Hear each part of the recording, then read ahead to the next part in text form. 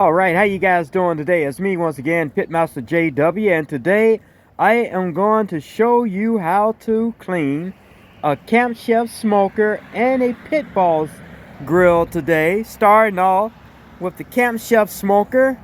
We are going to go in here. This is a pellet machine, and I am going to show you how to properly clean a Camp Chef SC pellet smoker, and then I'm going to walk over here to my pit balls grill, which also can be used as a smoker, and I am going to show you also how to clean out your pit ball smoker. This is the 1100 series. The 1100 stands for the total square inches of cooking space that this grill has.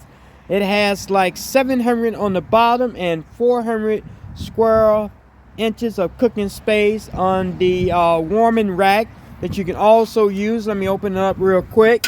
I don't have the warming rack in, but this is the warming rack that goes inside of it. That's in my hand right now, so I'm not even going to put it back in there because I'm going to be taking everything out in a moment to go in here and clean that as soon as I'm finished with the Camp Chef over here. So while I'm at it, let me get started working on the Camp Chef. Just follow me back over here. So now I'm getting ready to go in here and clean this Camp Chef smoker out. One of the things that you're going to need is a wet vac and dry vac vacuum cleaner, or some type of vacuum cleaner to get in there and soak up all that burnt off pellets that you have in the bottom of the grill.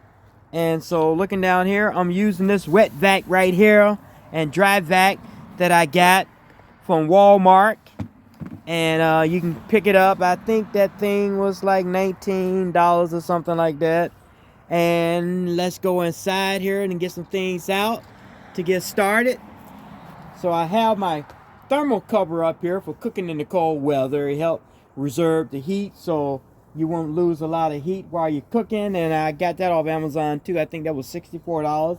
And I cut these little spaces out here that you see here for my temperature gauges, so I can see them, because it comes naturally with the center gauge, but I need to know what's cooking at the bottom of my grapes as well as I do at the top, so I added 2 additional ones. Now let me go inside here and get a few things out. I have some of my tools that I use and stuff from time to time. I have my brush, I have my little handle that you lift the grapes up with, so I'm going to set those to the side of the grill. I also have my drip pan to catch the liquids and stuff running off, and it goes on the side of the Camp Chef smokers, but if you have one, you already know about that. And then I have my little smoke tube. This thing will last about anywhere from maybe 2.5 to 3 hours once you fill it up, and it'll just continually to smoke, and they help put smoke flavor into your meat. So they come in 2 different sizes. The small one right here, and then there's a very long one. So I'm just going to set this down here on the bottom. Okay, now let me put on some gloves, because this can get to be a little nasty. And I'm going to put on some gloves to keep from getting my hands all jacked up. And there's that one falling down on the concrete. Let me put this glove on right here. Right here, right here. And so the next thing I want to do, I want to come in here and remove the grate. Okay, this 256 square inches of cooking space right here, and it has a rack that I made for it, because the rack that came with it was small, so I made a larger rack that covers up the same amount of cooking space as the one that came with it. The next thing you want to do, you want to take off the drip pan. This is known as the drip pan. I have it covered up with foil. That way I won't have to constantly clean the pan. I can just remove the foil and then just put some new foil on it and just keep going instead of have to always clean the cover off itself. So that is the drip pan tray. Drip pan tray there, and like I say, that's where all the juices and stuff runs down that pan, and this thing is designed to angle this into your drip bucket that's on the side to run off in your bucket. And then you have your deflector plate, and this is known as your deflector plate. Let me get you in here a little closer here so you see that. And that is your deflector plate. That goes over your burner, where all your pellets and stuff are being burnt down here in this little tube. Now let me take you inside and show you that. Your pellets falls in here, they heat up. Man, of course, like I said, if you got one of these and you already know that, I'm just telling people who don't have a pellet machine what goes on here.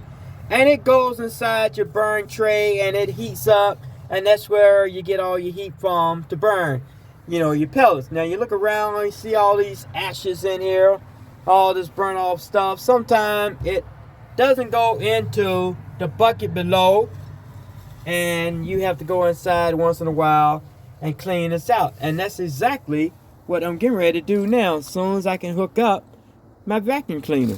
So let me angle this down so you can see what's going on inside. Alright, there we go. I'll bring that back here. Set this back up. You guys see that? Alright. Now, let me plug this bad boy up here. It comes with a vacuum tube, of course. And turn that off. Yes, it will make a lot of noise. And it does work, but it's noisy. It's a noisy job. Sometimes I wear a mask to keep from breathing and stuff in because I do have sinus issues. But today I don't have a mask, but I'm going right in. Now, I'm going to bring you guys in here. I'm going to make sure that you're in here so I can see, as well as you, what I'm doing. Okay. I'm going to lower the camera down just a little bit. And let me get inside and start getting this up. Here we go, ladies and gentlemen. Now you see how this sucks all the ashes up? Now, there's an ashtray bucket up under this that catches these ashes, which there's a handle on the side that you pull to open it up for all your burnt off pellets to fall inside of it. But I weld mine together, so I'm not able to remove my ash bucket because it was giving out so much smoke because it wasn't tight that I decided to go ahead on and seal it. And I have a vacuum cleaner anyway to vacuum this stuff out. But if yours is not sealed like I did mine, you can just remove that ash bucket below this and just dump them out. But once in a while, you still have to go inside the grill itself and get ashes built up inside of it. And you see how quick that is? It doesn't take long to do this. With this vacuum cleaner, just go inside and you suck all this out. And I'm going down here in the bottom of this burner and suck up all the burnt up pellets down inside here.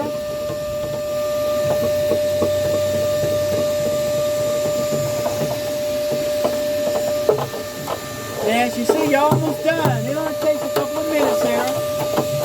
And the next thing you know, you're done, but you want to go all the way around and try to get as much as you can from around the edges. And it works real good when you have a vacuum cleaner as such to get it out with. Go up top, just in case there's some loose stuff up there. And just stroke through there real quick. And this is the type of stuff you want to try to keep clean as well, because it'll fall down in your food if it's not covered up while you're cooking.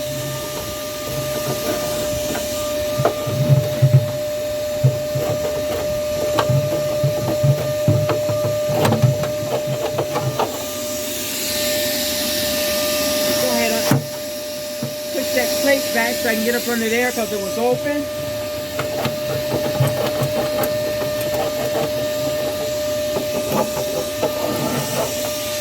Alright, and see, that didn't take any time to do. Now, the next thing you want to do, you want to go in reverse and put all this stuff back inside. So let me tip this up just a little bit here. The first thing you want to work with is your deflector plate. Put it back over your burn box. Okay. Now I'm not going to put aluminum foil over my drip pan right away, but there's a hook right here where you put the top of the plate at, and the back one goes into the drip tray where everything runs off this, runs down, and it runs down into this tray, which comes out on the side over here